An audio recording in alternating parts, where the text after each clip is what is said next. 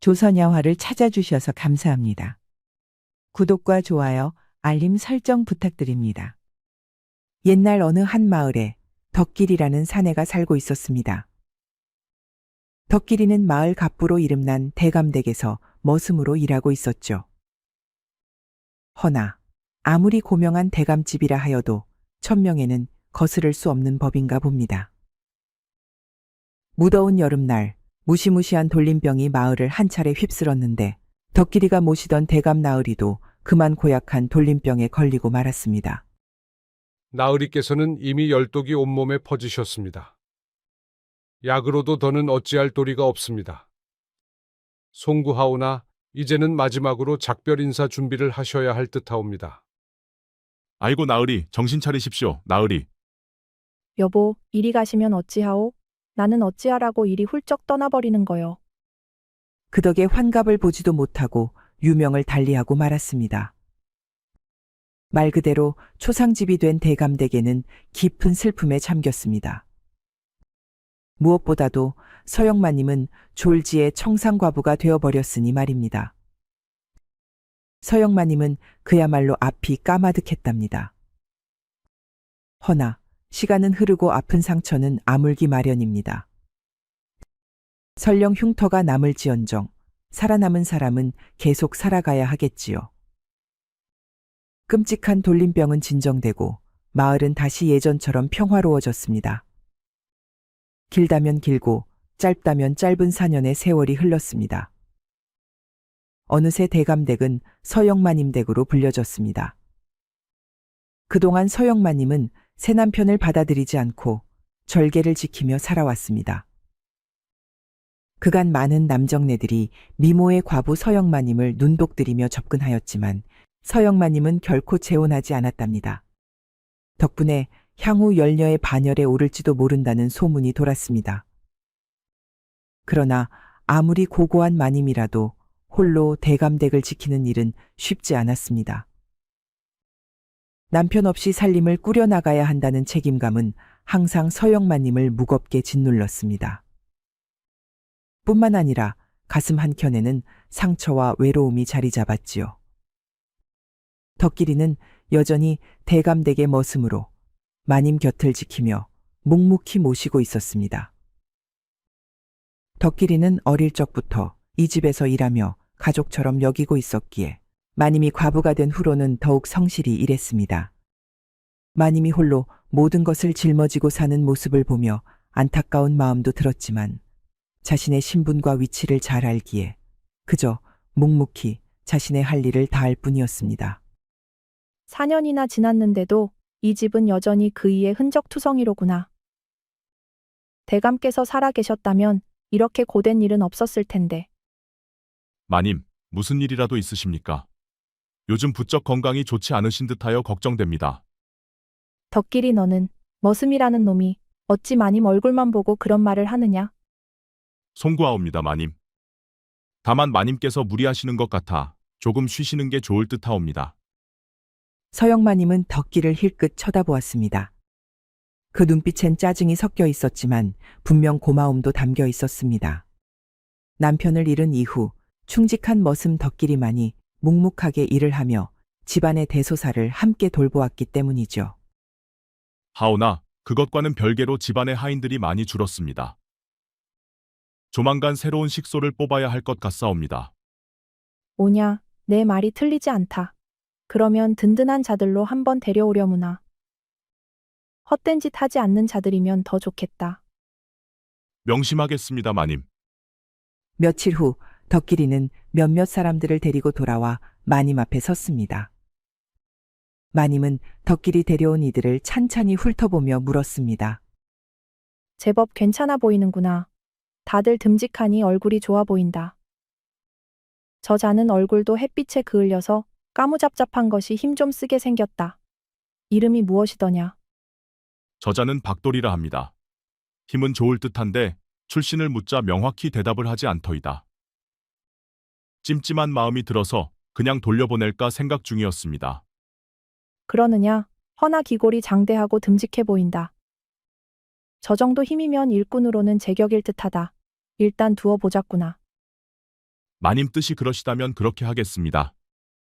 이렇게 박돌이라는 자는 서영마님 댁의 새머슴으로 받아들여졌습니다. 겉보기엔 성실한 듯 보였으나 덕길이의 눈에는 어딘가 영 미심쩍었습니다. 허나 마님의 결정이니 따를 수밖에 없었습니다. 게다가 곧잘 일도 열심히 하고 요령도 피우지 않으니 덕길이도 조금씩 마음을 열었습니다. 그렇게 정신없이 시간이 흘렀습니다. 그리고 어느 날이었습니다. 이 변태 같은 놈, 어딜 감히? 서영마님이 지내는 안방에서 찢어지는 비명이 들려왔습니다. 화들짝 놀란 덕길이는 일하던 것을 모두 내던지고 후다닥 달려갔지요. 마님, 무슨 일이십니까? 서영마님은 안방문을 벌컥 열며 분노에 찬 얼굴로 나왔습니다. 서영마님의 얼굴은 붉게 달아올라 있었고 숨이 가빠 보였습니다. 덕길이 너, 감히 주인마님을 탐해, 기어코 미쳐버린 게냐? 내 녀석이 방 안을 훔쳐보고 있었지 않았느냐? 마님, 제가 아니옵니다. 저는 방금까지 마당에서 일을 하고 있었사옵니다. 덕길이의 항변에도 서영마님의 분노는 가라앉지 않았습니다. 서영마님은 그러자 바닥에 떨어진 낡은 담뱃삼지를 주었습니다. 다름 아닌 덕길이의 담뱃삼지였습니다. 그러면 이 담뱃삼지는 무엇이냐? 내 놈이 쓰던 것 아니더냐? 아니, 그것은 제 것이기는 하온데 며칠 전에 잃어버려서 사라진 물건이옵니다. 저는 결코 마님 방안을 엿보지 않았사옵니다. 시끄럽다. 여봐라. 이 파렴치한 변태놈을 끌고 가서 매질하거라. 아주 죽지 않을 만큼 흠씬 두들겨서 패놓아라. 그 이후에는 관에 끌고 가겠다. 서영마님의 호통에 덕길이는 억울함에 목이 막혔습니다. 이미 화가 잔뜩 난 마님은 말을 들으려 하지 않았습니다. 이윽고 마님의 호통에 하인들이 나타났습니다. 제일 먼저 달려온 것은 박돌이었지요. 마님, 덕길이 형님도 사내놈입니다. 마님처럼 어여쁜 여인을 보고 충동을 참지 못하였겠지요. 그러니 아량을 베푸셔서 집에서 일어난 일은 집에서 해결하시는 것이 어떻겠습니까? 박돌이는 그리 말하면서 음흉한 미소를 지었습니다. 덕길이를 옹호하는 듯하면서도 묘하게 죄를 덮어 씌우는 듯한 말투였지요. 허나 덕길이는 충격을 받아서 아무 말도 하지 못했습니다. 오냐, 내 말이 옳다. 그래도 정이 있지. 관아까지는 가지 않겠다. 허나 죄를 지었으니 벌을 받아야겠지. 매질로 끝나는 것을 다행으로 여겨라. 마님의 판결에 덕길이는 하인들에게 마당으로 질질 끌려나갔습니다. 덕길이 형님이 변태라니 마님이 뭔가 또 병이 돋치셨구먼. 그러게 말여. 나으리가 돌아가시고 나서부터는 아주 사람이 모질어져서 장단에 맞춰주기 힘들어. 덕길이 형, 좀만 참으쇼. 내 그래도 잘 둘러댔으니 이 정도로 끝나는 거요. 박돌이는 그런 덕길이에게 속닥거렸는데 덕길이는 마음이 참담하여 뭐라 대답도 못하였지요. 그렇게 덕길이는 억울하게 호된 매질을 당해야 했습니다.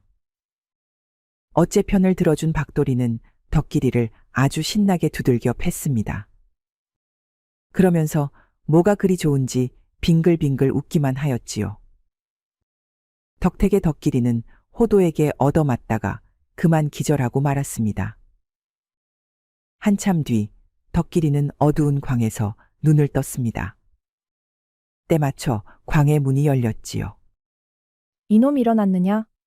평소에 그래도 사람들 관리를 잘 하였나 보구나. 다른 머슴들이 덕길이가 절대 그럴 리가 없다고 난리였다. 죄송하옵니다. 덕길이는 뭐를 잘못하였는지 모르겠지만 일단 사과부터 하였습니다. 그래야 서영마님이 화를 풀 것 같았기 때문입니다. 이에 서영마님은 한숨을 푹 내쉬었습니다. 한때의 욕망에 눈이 멀어 실수를 했다 치고 넘어가자. 이봐라, 이 못난 녀석을 이제 다시 방에 눕히거라. 서영마님은 그리 말하고 휙 나가버렸습니다. 이에 다른 머슴들이 와서 덕길이를 부축하여 방으로 데려갔지요. 형님, 상처가 많이 아프겠소. 내가 난실이 시켜서 고약을 좀 발라주라고 하겠소. 됐다. 수고스럽게 그럴 필요 없다. 마님은 아직도 화가 많이 나셨느냐? 아주 난리였어. 내 억울해서 이렇게는 못 살겠다. 가서 마님께 내가 범인이 아니라고 단단히 일러야겠다. 아서요 아서. 그러지 마시오. 일단 대충 넘어간다고 하시니 그리 아시오. 마님도 벌써 남편 없이 4년이나 독수공방하여 필히 신경이 곤두서 있는 것일 거요. 그러니 꾹 참고 쓸데없는 말 하지 마시오. 그러게 말이다. 마님이 어서 좋은 남자를 만나서 다시 행복해지시면 좋겠다. 덕길이는 그리 말하고 침음했습니다. 상처가 쓰리고 배는 고팠지만 무엇보다도 마님에게 혼난 것이 마음이 많이 아팠지요. 그 덕에 쉽사리 잠에 들 수 없었습니다. 그래도 너무나도 지친 나머지 어느새 까무룩 잠들어 버리고 말았습니다. 그리고 늦은 저녁 한밤중에 덕길이의 방문이 슬그머니 열렸습니다. 어두워서 잘 보이지는 않았지만 그림자가 영 친숙해 보였습니다. 어렴풋이 여인의 형체였던 것을 알 수 있었지요. 정체불명의 여인은 조용히 덕길이 곁에 앉더니 약을 꺼내어 덕길이의 몸에 발라주었습니다. 보고 싶으면 당당히 와서 보면 될 것을. 뭘 그리 훔쳐보았느냐, 이 어리숙한 녀석아. 어쩐지 서영마님의 목소리 같았습니다. 그러더니 덕길이의 옷을 풀어서 몸 곳곳에 약을 발라주었습니다. 내 신분이 신분인지라 그냥 넘어가서는 아니 되었다. 부디 얼른 낫기를 바란다. 덕길이는 그렇게 부드러운 손길을 느끼며 다시 깊은 잠에 빠졌습니다. 그리고 다음 날 아침이 되었습니다. 덕길이는 일어나자마자 누가 밤에 약을 발라주었는지 다른 하인들에게 물었는데 아무도 하지 않았다고 답하였습니다. 도대체 한밤중에 나타난 여인은 누구였을까요? 덕길이는 알지 못하였습니다.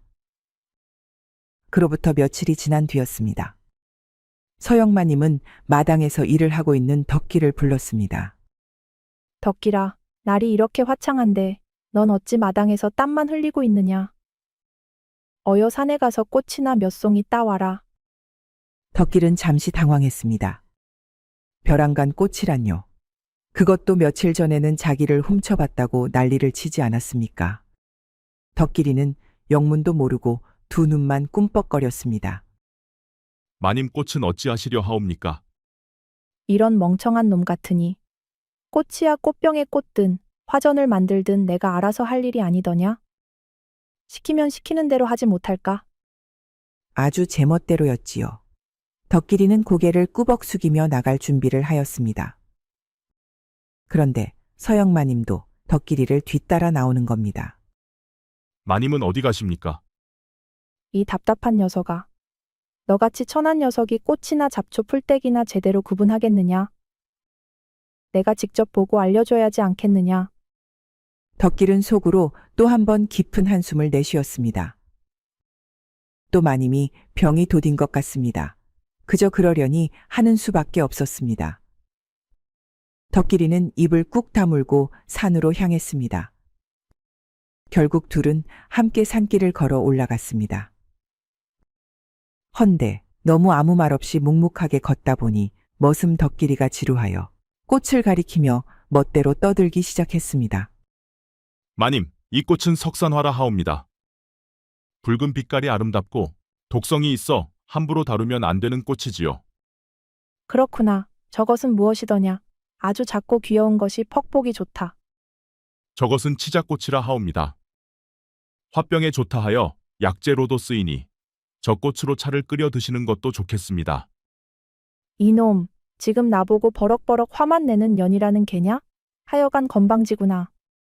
덕길이는 또 서영마님이 버럭 화를 내나 싶어서 어깨를 움츠렸습니다만 의외로 서영마님은 즐거운 듯 빙글빙글 웃고 있었습니다. 영 종잡을 수 없는 마님이었지요. 반면 서영마님은 예상치 못한 덕길의 꽃지식에 약간 놀란 기색이었습니다. 그러다 덕길이 꽃들을 엮어 화관을 만들더니 서영마님께 내밀었습니다. 마님, 여기 화관이 옵니다. 이 머슴의 솜씨가 괜찮은지요? 서영마님은 당황한 얼굴로 화관을 받아들었습니다. 얼굴이 살짝 붉어지며 화관을 만지작거렸습니다. 이에 덕길이는 모른 척하고 다시 꽃을 찾기 위해 눈을 돌렸습니다. 그 사이 서영마님은 슬쩍 화관을 머리에 썼지요. 서영마님은 화관을 쓴 채 꽃을 따는 덕길이의 등을 조용히 바라보았습니다. 그렇게 덕길이가 한참 예쁜 꽃을 따서 바구니에 가득 채웠습니다. 마님, 여기 꽃 좀 보십시오. 정말 아름답지 않습니까? 어떻습니까? 마음에 드시는지요? 마음에 들긴 개뿔이 마음에 들더냐. 서영마님은 괜시리 짜증을 내며 덕길이가 보인 꽃바구니를 걷어차 버렸습니다. 그 덕에 안에 든 꽃들이 바닥에 다 쏟아져 버렸습니다. 덕길이는 당황하며 두 눈을 동그랗게 떴습니다. 마님 왜 그러십니까? 애써 모았는데. 그까짓 거 필요 없다. 내가 가져가고 싶은 건 이것뿐이다. 서영마님은 화관만 들고는 앞장서 걸어갔습니다. 덕길은 어이가 없어서 서영마님의 뒷모습을 한참 바라보다 결국 고개를 절레절레 흔들며 뒤따랐습니다. 그로부터 며칠이 지난 뒤였습니다. 이번에도 서영마님은 덕길을 부르더니 느닷없이 명령을 내렸습니다. 안 그래도 할 일이 많았는데 불길한 기운이 느껴졌지요. 그리고 덕길이의 예상이 적중했습니다. 덕길아, 마당 저 끝에 쌓인 나뭇가지와 잡동사니를 모두 정리하고 저기 저 항아리들도 깨끗이 닦아라. 마님 송구하온데 제가 지금 다른 일도 하고 있어서 이 일은 다른 녀석에게 시켜서 끝내겠사옵니다. 덕길이의 말에 서영마님은 매섭게 노려보았습니다. 하지만 그 눈빛 속에는 짜증뿐만 아니라 어디선가 올라오는 알 수 없는 복잡한 감정이 서려 있었습니다. 어딜 네가 할 일을 남에게 떠넘기느냐. 하던 일 다 내려놓고 당장 내가 시킨 일부터 하려무나. 덕길은 더 이상 말대꾸하지 않고 묵묵히 일을 시작했습니다. 하지만 서영마님은 덕길의 뒤를 따라가 그를 가만히 지켜보았습니다. 어째서인지 덕길이가 일하는 것을 등 뒤에서 하염없이 지켜보고 있었지요. 덕길이는 그런 마님의 시선이 영 부담스러웠습니다. 조금이라도 실수를 하면 불호령을 내릴 것 같았습니다. 허나 사실 서영마님의 심정은 달랐습니다. 사실 서영마님은 덕길이가 자기를 훔쳐보다 들킨 그날부터 이상하게 덕길이에게서 알 수 없는 감정이 피어올랐습니다. 차라리 그날 남자답게 문을 열어젖히고 자기를 꽉 안아주었더라면 좋았을 텐데. 어찌 덕길이는 여인의 마음을 이리도 알아주지 않는 것일까요? 마님이라는 지위 때문에 먼저 다가갈 수 없을진데 덕길이는 맨날 속이 답답하도록 성실하게 일만 하였습니다. 서영마님은 덕길의 등을 지켜보며 속으로 울분을 삼켰습니다. 어찌 이리도 무딘 남자가 다 있을까? 서영마님은 그저 일에만 몰두하는 덕길의 태도가 원망스럽기도 하고 한편으로는 그런 충직함이 또 마음을 흔들리게 했습니다. 서영마님은 한 걸음 더 다가가고 싶었지만 마님으로서의 체면과 자존심이 발목을 잡았습니다. 그래서 그녀는 더 까다롭게 굴며 덕길의 주의를 끌고 싶었던 것이었지요. 덕길아, 다시 보니 항아리는 괜찮구나. 대신 저기 있는 화로를 닦아라. 어찌 이리도 먼지가 많은지 보기도 싫구나. 마님, 그 화로는 제가 어제 닦은 것이옵니다. 일이 깨끗한데 다시 닦으라 하시면. 내 눈에는 깨끗하지 않다 하였다. 어찌 마님이 하라는 대로 하지 않고 일이 대꾸가 많으냐? 덕길은 고개를 숙이며 화로를 닦기 시작했습니다. 그러나 그는 더 이상 참을 수 없다는 듯 조심스럽게 입을 열었습니다. 마님께서 요즘 저를 부쩍 자주 부르시는 듯하옵니다. 혹여 제가 잘못한 것이 있다면 솔직히 말씀해 주시옵소서. 고치고자 하옵니다. 서영마님은 그 말의 순간 당황했습니다. 덕길이는 여전히 자신의 의도를 전혀 눈치채지 못하고 있었던 것입니다. 서영마님은 한숨을 내쉬며 애써 도도한 태도를 유지했습니다. 고칠 것이 어디 한두 가지여야지. 쓰잘데기 없는 소리 말고 일이나 하거라. 덕길은 그녀의 말을 이해하려 애쓰며 고개를 끄덕였습니다. 그러나 그의 얼굴에는 여전히 의아한 기색이 역력했습니다. 서영마님은 차마 더 대놓고 다가갈 수 없으니 자신의 방식대로 조금씩 덕길이와 가까워지려 했습니다. 그러나 덕길은 여전히 그저 머슴으로서의 본분만 다하려고 했고 자신의 감정을 전혀 깨닫지 못하고 있었습니다. 그날 밤 서영마님은 방에 앉아 덕길과 있었던 일을 곱씹었습니다. 서영마님은 거울에 비친 자신의 얼굴을 보며 작게 중얼거렸습니다. 이 답답한 머슴놈, 아주 지긋지긋하다. 서영마님은 곱씹듯이 말하며 답답한 마음을 안고 잠자리에 뉘었습니다. 그렇게 서영마님의 욕구는 쌓여만 갔습니다. 어느덧 추운 겨울이 왔지요. 겨울은 대감되게도 춥고 길게만 느껴졌습니다. 눈이 내릴 때마다 덕길은 마당을 쓸고 쌓인 눈을 치우느라 하루해가 짧을 지경이었지요. 그러던 어느 날 서영마님은 덕길이를 불렀습니다. 덕길아, 오늘은 옆 마을 박현감의 환갑잔치에 다녀오려 한다. 준비하거라. 가마꾼과 가마를 대령해 오겠습니다요. 헌데 저도 갑니까? 그럼 너도 가지. 안 가려고 했느냐? 아주 맹랑하구나.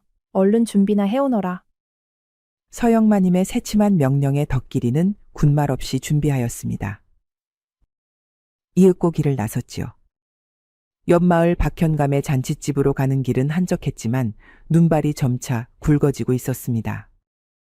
덕길이는 가마 앞에서 눈을 헤치며 길을 안내하고 가마꾼들은 천천히 발을 내디뎠습니다. 서영마님은 가마 안에서 창호지를 통해 흩날리는 눈을 바라보며 조용히 한숨을 내쉬었습니다. 하늘도 참 고약하구나. 환갑잔치가 하필 이런 날이라니. 마님, 춥사옵니까? 어서 도착하면 따뜻한 불을 쬐일 수 있으니 조금만 참으시지요. 서영마님은 덕길의 말에 응답하지 않고 대신 창호지를 닫고는 가마 안에서 두 손을 맞잡았습니다. 그렇게 조금 더 걸었을 때 박현감댁에 도착했습니다. 박현감댁은 활기차고 떠들썩했습니다. 상다리가 휘어질 정도로 진수성찬이 차려졌고 사람들은 다들 흥겨운 이야기로 시간을 보냈습니다. 서영마님은 잔치의 중심에 자리 잡았는데 많은 남정네들이 아리따운 서영마님을 힐끗거리며 훔쳐보았답니다. 아이고, 서영마님.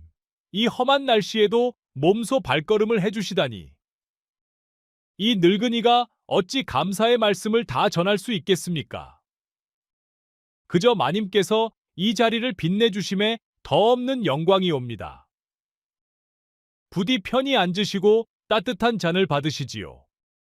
마님께서 이리 오시니 환갑잔치가 한층 더 흥겹습니다. 대감 나으리가 참 좋은 인연을 두고 가셨구먼요.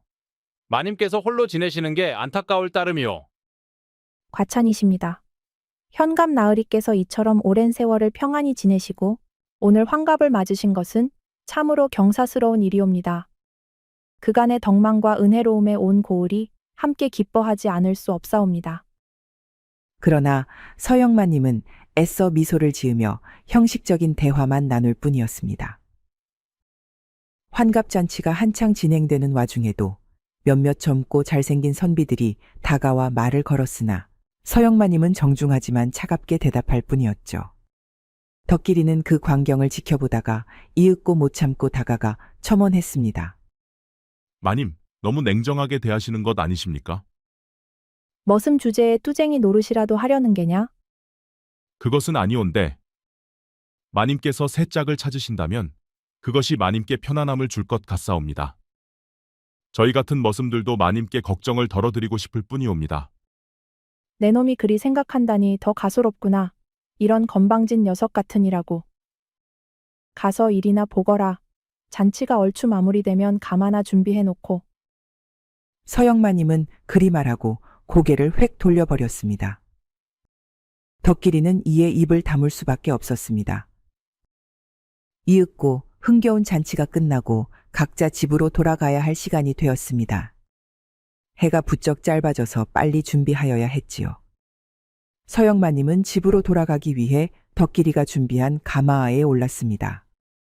눈은 이미 많이 쌓여 있었고 길은 미끄러워 보였습니다. 마님, 눈이 많이 내렸습니다. 길이 미끄러워졌으니 조심히 가시지요. 그리하여라. 가마꾼들에게 조심히 움직이라고 일러라. 가마꾼들은 조심스레 발을 내디디며 험난한 산길을 넘기 시작했습니다. 그러나 하늘은 점점 더 거세게 눈을 퍼부었습니다. 가마는 무겁게 흔들렸고 가마꾼들은 미끄러지지 않으려 안간힘을 썼습니다. 이러다 큰일 나겠소. 눈발이 너무 거세서 앞이 보이지 않소. 조금만 더 참으시오. 어서 산길을 벗어나야 안전할 것이오. 덕길이는 조급해졌습니다. 눈이 내리는 낌새가 심상치 않았습니다. 이는 금방 그칠 눈발이 아니었습니다. 이렇게 가볍고 포슬포슬한 새 눈이 많이 쌓이게 되면 자칫하다가는 눈사태로 발전되기 마련입니다. 그리고 이러한 덕길이의 불안은 적중하였습니다. 갑작스러운 진동과 함께 산등성이 어딘가에서 우르릉거리는 소리가 울려 퍼졌습니다. 마치 거대한 천둥이 산을 타고 내려오는 듯 했지요. 그리고 얼마 지나지 않아 산허리에서 시작된 하얀 물결이 아래로 몰아치기 시작했습니다. 눈사태였습니다. 꽁꽁 얼었던 눈더미가 산비탈을 타고 미끄러져 내려오며 그 위로 가볍게 쌓인 새 눈들이 폭포처럼 흩날렸습니다.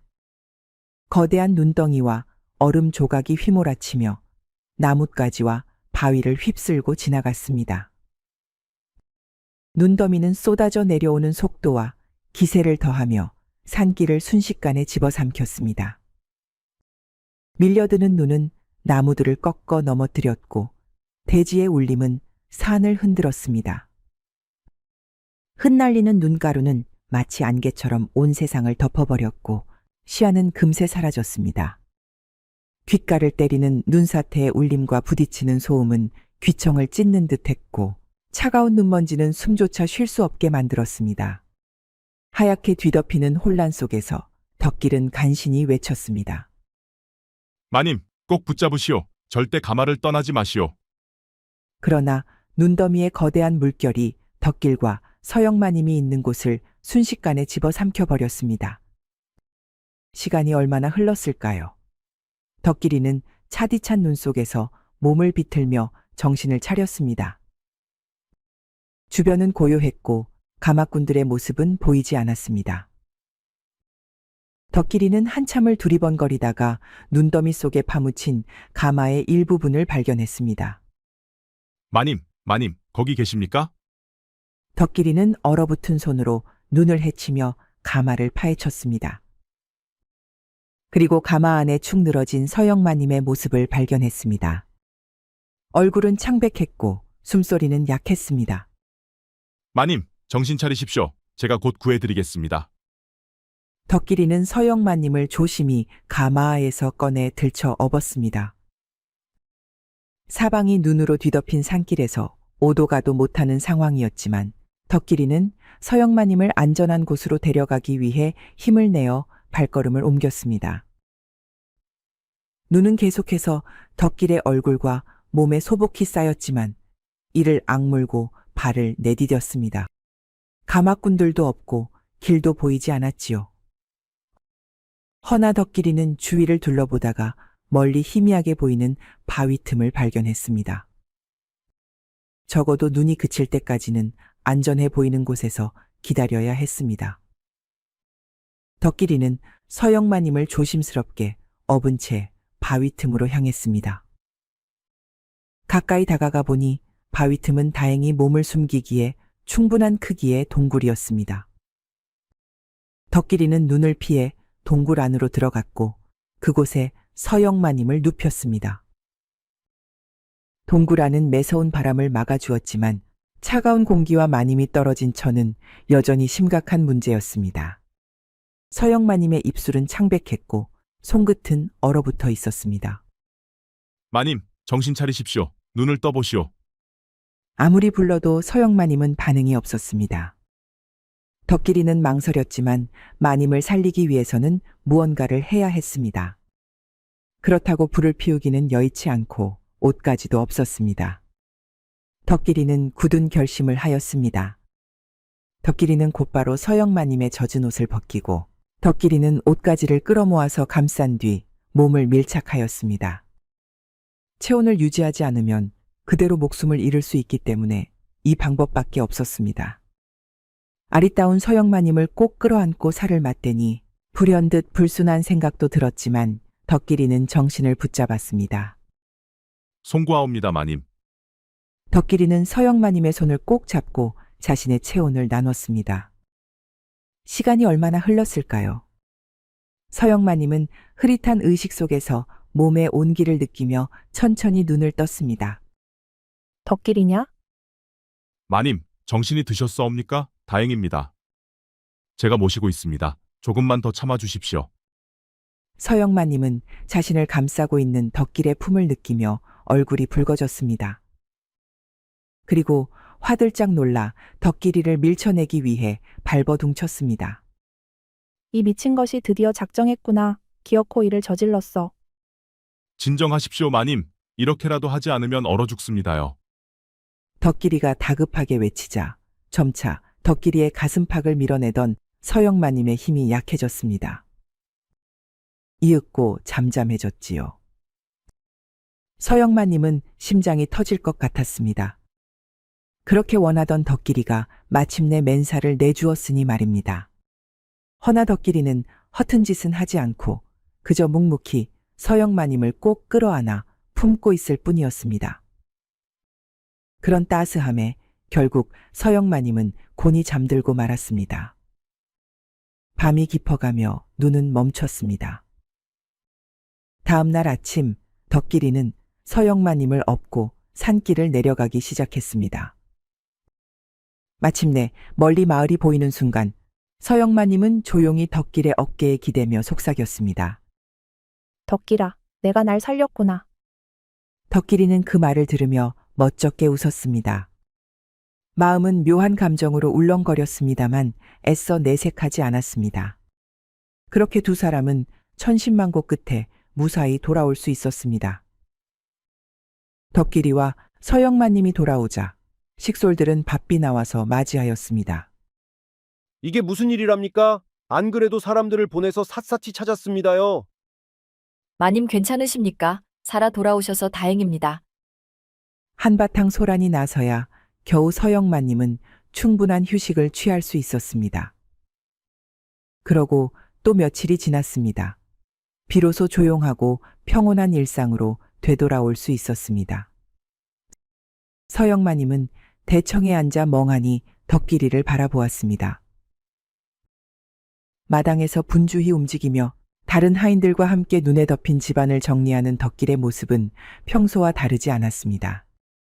그러나 설산에 고립되었을 때 안겼던 덕길이의 따뜻했던 품이 떠올랐습니다. 서영마님은 덕길이를 조용히 불렀습니다. 덕길아, 이리 오너라. 서영마님의 부름에 덕길은 손에 들고 있던 삽을 내려놓고 서둘러 대청으로 향했습니다. 덕길이는 어째 어색하여서 서영마님과 눈을 똑바로 보지 못하고 낮게 내리깔았습니다. 부르셨사옵니까, 마님? 서영마님은 한동안 말을 잇지 못했습니다. 덕길이가 자신을 업고 거친 설산을 헤쳐나가던 늠름한 표정이 자꾸만 눈앞에 어른거렸습니다. 서영마님은 품속에서 작은 상자를 꺼냈습니다. 상자는 은은한 광택을 띠며 고급스러운 문양으로 장식되어 있었습니다. 서영마님은 상자의 뚜껑을 열어 덕길이 앞에 조심스레 내보였습니다. 상자 안에는 옥으로 만든 팔찌가 하나 담겨 있었습니다. 팔찌에는 항문양이 섬세하게 새겨져 있었지요. 서영마님은 잠시 팔찌를 바라보다가 덕길에게 건넸습니다. 이 팔찌는 대감께서 늘 품속에 간직하시던 물건이다. 결혼 폐물이었지. 이제는 주인이 없으니 너에게 주려 한다. 마님, 이토록 귀한 물건을 어찌 제가 감히 받겠사옵니까? 생명의 은인의 신분이 어디에 있느냐. 잔말 말고 받거라. 하여간 쓰잘데기 없는 말을 항상 하는구나. 덕길은 더 이상 거절하지 못했습니다. 결국 팔찌를 두 손으로 받들며 깊이 머리를 숙였습니다. 옥으로 만든 팔찌가 특히나 묵직하게 느껴졌습니다. 단순한 장식품이 아니라 마님이 덕길이에게 보내는 신뢰와 감정이 담긴 귀한 선물이었기 때문입니다. 감사합니다, 마님. 항상 몸에 지니고 다니거라. 서영 마님은 덕길의 진심 어린 말을 들으며 살며시 미소를 지었습니다. 며칠이 더 지나자 대감댁은 어느덧 다시 평온한 일상으로 돌아간 듯 보였습니다. 그러나 설산에서의 사건 이후로 서영마님의 태도에는 분명한 변화가 있었습니다. 서영마님은 여전히 덕길이를 향해 퉁명스럽게 말하고 자잘한 잔소리를 늘어놓긴 했지만 그 속에는 어딘가 따뜻한 정이 묻어나기 시작했습니다. 머슴들 사이에서도 이런 변화를 두고 수군거리는 소리가 들렸습니다. 요새 마님께서 덕길 형님을 참 아끼시는 것 같지 않소? 그러게요. 예전엔 뭐만 하면 호통이셨는데 요새는 잘못해도 한마디로 넘기시고. 그도 그럴 것이 그치가 목숨 걸고 마님을 구하지 않았소? 마님과 덕길이는 마치 오랜 벗처럼 가까워졌습니다. 덕길이 마당에서 일을 하다 마님과 마주치면 마님은 잠시 멈춰 그를 지켜보았습니다. 덕길아, 그 항아리는 저쪽으로 옮겨라. 어깨에 무리는 가지 않겠느냐? 괜찮습니다요, 마님. 이 정도는 아무것도 아닙니다. 서영마님은 덕길의 대답에 미소를 지으며 고개를 끄덕였습니다. 그러나 평온한 일상은 오래가지 못했습니다. 어느 날 저작거리에서 돌아온 박돌이가 급히 서영마님을 찾아왔습니다. 마님 큰일이옵니다. 저작거리에서 한 물건을 보았는데. 무슨 소란이냐? 천천히 말해 보아라. 박돌이는 숨을 고르며 말을 이었습니다. 저작거리의 전당포에서 보았사온데 이 옥팔찌를 발견하였습니다. 이것은 그 생전 대감 나으리가 가지고 다니던 물건 아닙니까? 그게 사실이냐? 분명하옵니다, 마님. 서영마님은 큰 충격에 빠졌습니다. 선물로 주었던 물건을 냅다 저작거리에 팔아치워 버리다니. 어쩜 그리 몰상식한 짓을 저지를 수 있단 말입니까? 서영마님은 덕길이를 불러 추궁하기로 마음먹었습니다. 덕길이가 마당에서 일을 하고 있을 때 서영마님은 단호한 표정으로 불렀습니다. 덕길아, 당장 이리로 오너라. 부르셨사옵니까, 마님? 내가 너에게 준 옥팔찌를, 그 소중한 것을 내 놈이 어찌 저작거리에 팔아넘길 수 있단 말이냐? 덕길은 그 말을 듣고 충격을 받은 듯 두 눈이 휘둥그레졌습니다. 마님, 그렇지 않사옵니다. 실은 며칠 전 누군가 제 방에 허락도 없이 들어와서 물건을 훔쳤는데. 변명하지 말거라. 내 놈이 감히 나의 마음을 이렇게 짓밟을 줄은 몰랐다. 마님, 제발 믿어주십시오. 저는. 그러나 서영마님은 더 이상 덕길이의 말을 들으려 하지 않았습니다. 서영마님은 깊이 상처받은 듯 얼굴을 돌렸습니다. 덕길아, 내 너를 믿었건만 이제 더는 그럴 수 없구나. 이 집에서 나가거라. 덕길이는 어찌 되었든 무릎을 꿇고 사죄했지만 서영마님의 마음은 이미 굳어 있었습니다. 결국 덕길이는 서영마님 댁을 떠나야 했습니다. 그러나 마님은 덕길을 내보낸 뒤에도 마음이 편치 않았습니다. 매일 밤 덕길이가 떠오르며 후회와 원망이 교차했습니다. 그런 가운데 박돌이가 드디어 움직이기 시작했습니다. 그렇습니다. 사실 이 모든 사건의 배후에는 박돌이가 있었던 것입니다. 그날 서영마님을 훔쳐보던 것도 박돌이였지요. 본래 과부가 된 서영마님을 노리고 머슴으로 들어온 천하의 날건달이었지요. 박돌이는 성실히 일하는 척하면서 호심탐탐 서영마님이 혼자가 되는 순간을 기다렸습니다. 드디어 내 시간이 왔구나. 깊은 밤 온 집안이 고요히 잠든 시간에 서영마님은 여느 때처럼 침소에서 잠을 이루지 못하고 뒤척이고 있었습니다. 덕길이가 떠난 후 마음이 진정되지 않았습니다. 그런데 갑작스레 방문이 소리 없이 열리는 소리가 들렸습니다. 서영마님은 순간적으로 불안한 기운에 몸을 일으켰습니다. 누구냐? 거기 누구 없느냐? 어둠 속에서 나타난 이는 다름 아닌 박돌이었습니다. 박돌이는 문가에서 천천히 걸어 나왔습니다. 마님, 외롭지 않습니까? 벌써 홀몸이 되신 지 5년이 다 되어갑니다. 이 무엄한 놈, 어디 감히 이곳에 들어와 당장 나가지 못할까? 소리쳐봤자 소용없습니다. 집안 식솔들은 모두 깊이 잠들었고 그 멍청한 덕길이 녀석도 없지 않습니까? 마님은 저의 것입니다. 박돌이는 음흉한 미소를 지으며 천천히 마님에게 다가갔습니다. 서영마님은 몸을 웅크린 채 뒤로 물러섰지만 이미 방 안의 공간은 좁았습니다. 이제 마님이 내 아이를 베게 되면 마님은 꼼짝없이 제 사람이 되는 겁니다. 그리고 대감 나으리의 모든 재산도 이제 제 손에 들어오겠지요. 이 파렴치한 놈, 감히 날 모욕하다니 어찌 그런 말을 입 밖에 낼 수 있단 말이냐? 서영마님은 온몸을 떨며 책상 위에 있던 작은 도자기를 집어 던졌습니다. 박돌은 그것을 피하며 비웃듯 말을 이었습니다. 이렇게 아름다우신 마님, 이제는 저 같은 사람이 지켜야 하지 않겠습니까? 어서 순순히 제게 몸을 맡기시지요. 박돌은 마님을 덮치려 하며 손을 뻗었습니다. 그러나 그 순간 문이 벌컥 열리며 덕길이 뛰어들어왔습니다. 이 파렴치한 놈, 네가 감히 마님께 무슨 짓을 하려는 게냐? 덕길이는 숨을 몰아쉬며 박돌이에게 돌진했습니다. 박돌이는 순간적으로 당황하며 엉거주춤하게 섰지요. 가열차게 돌진한 덕길이는 그런 박돌이를 단숨에 잡아 바닥에 내팽겨 쳤습니다. 그리고는 곧장 올라타 아주 죽사발을 내놓았습니다. 덕길이가 이렇게 다시 집으로 오게 된 것에는 다 이유가 있었습니다.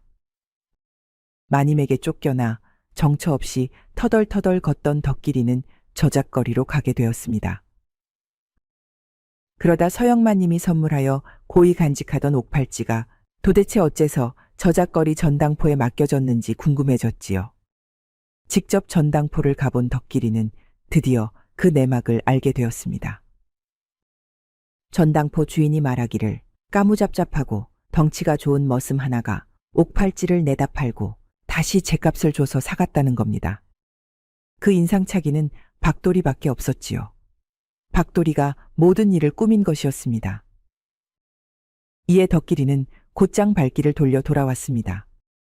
내 놈이 도대체 어찌 알고 돌아온 게냐?